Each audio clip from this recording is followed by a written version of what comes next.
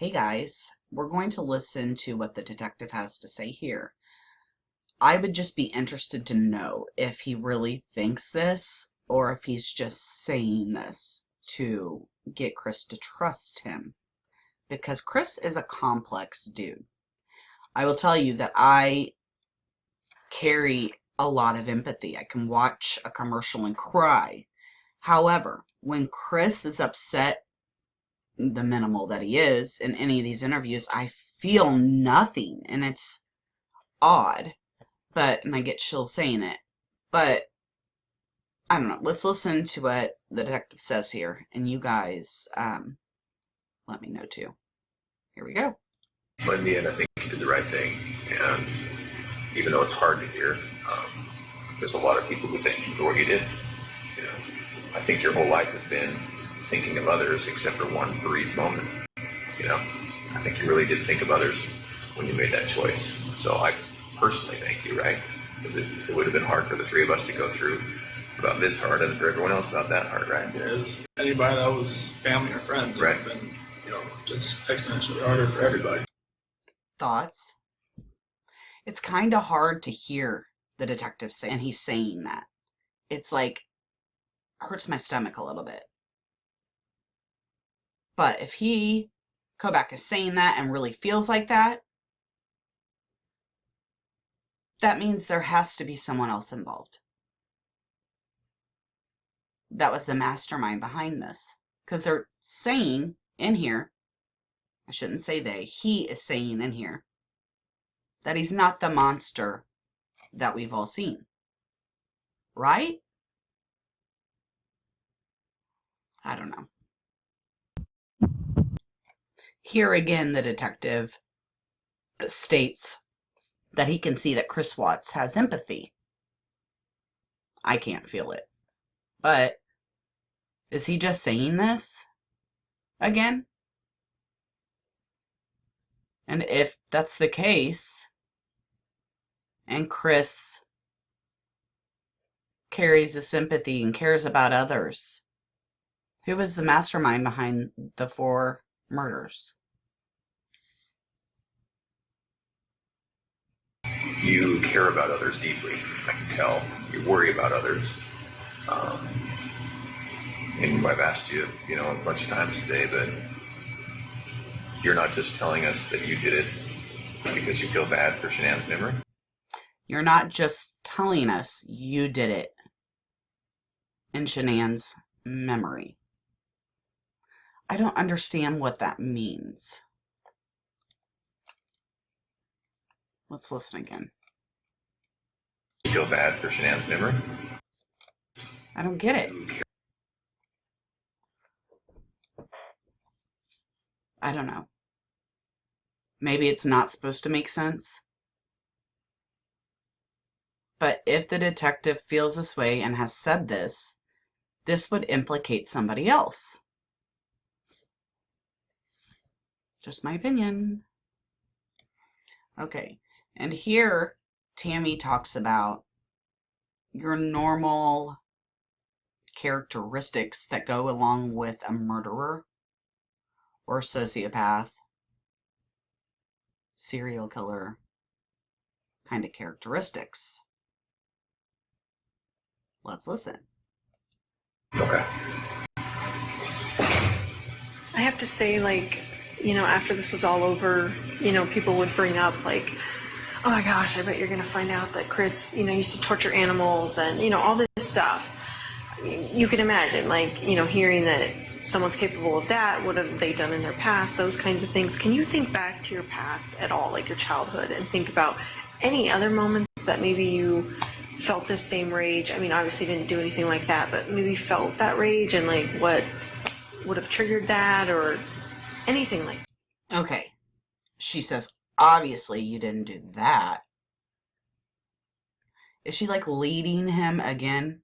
Why not just ask the questions and let him answer? I know they probably have a system.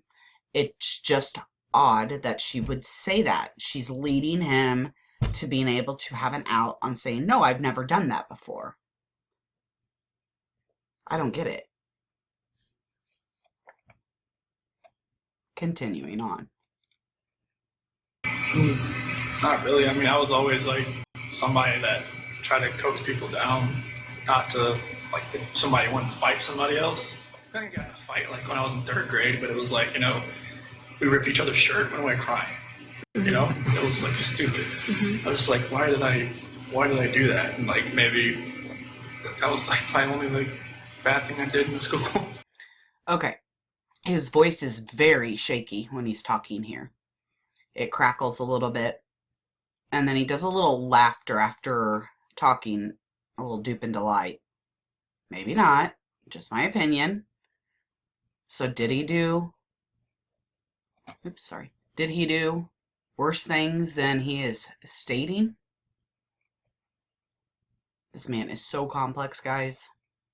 Let's finish.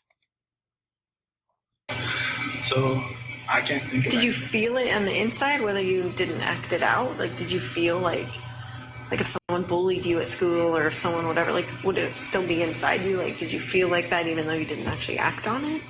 Probably because I was always, you know, I never really talked to many people. He doesn't really answer it, or yes or no. He just kind of goes into a story. I mean, people knew who I was, but they didn't really, I mean, I never really spoke to many people. That's why I never had a girlfriend in high school. I mean, I was always kind of like, just fly under the radar. Okay.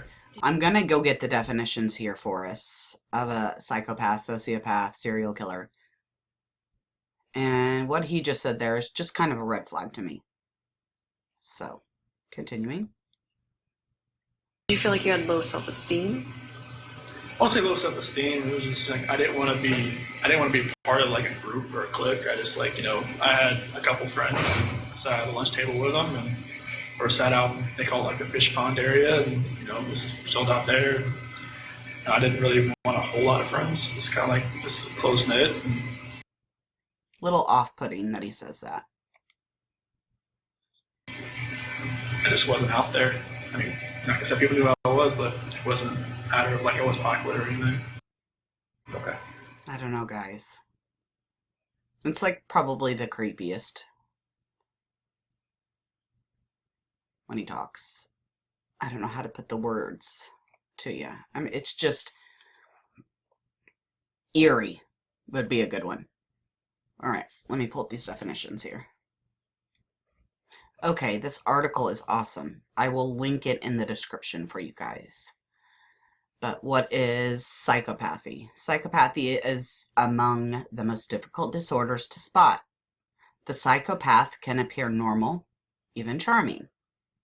Underneath, he lacks a conscience, empathy, making him manipulative, volatile, and often, but by no means always, a criminal. They are objects of popular fascination and clinical anguish. Adult psychopathy is largely impervious to treatment through programs are in place to treat callous, unemotional youth in hopes of preventing them from maturing into psychopaths.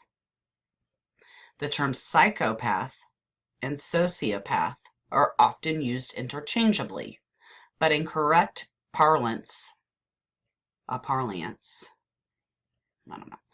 sociopath refers to a person with antisocial tendencies that are ascribed to social or environmental factors, whereas a psychopathic traits are more innate through a chaotic or violent upbringing, may tip the scales for those already predisposed to behaving psychopathically. Both constructs are most closely represented, and it talks about a diagnostic and statistical manual of mental disorders, personality disorder. I don't know, something that I find interesting in this is after a sociopath refers to a person with antisocial tendencies. And we just heard him say pretty much that. But what is interesting is if that's what Chris fits, They are ascribed to social or environmental factors. Chaotic or violent upbringing may tip the scales. Makes you wonder, right? I'll link this article. Okay, I went on to read a little bit more, but I would just be really curious to know what Chris scored. Ted Bundy scored a 39. Spectrum disorder can be diagnosed using the 20-item Hare psychopathy checklist. Includes traits such as sexual promiscuity. I can't say that word very well. Parasitic lifestyle and impulsivity. The bar for clinical psychopathy is a score of 30 or higher. So I'm assuming Chris probably has taken this test. Maybe, maybe not. But Ted Bundy scored a 39. Interesting. So I'll link the article. All right, guys. And that's the end of that.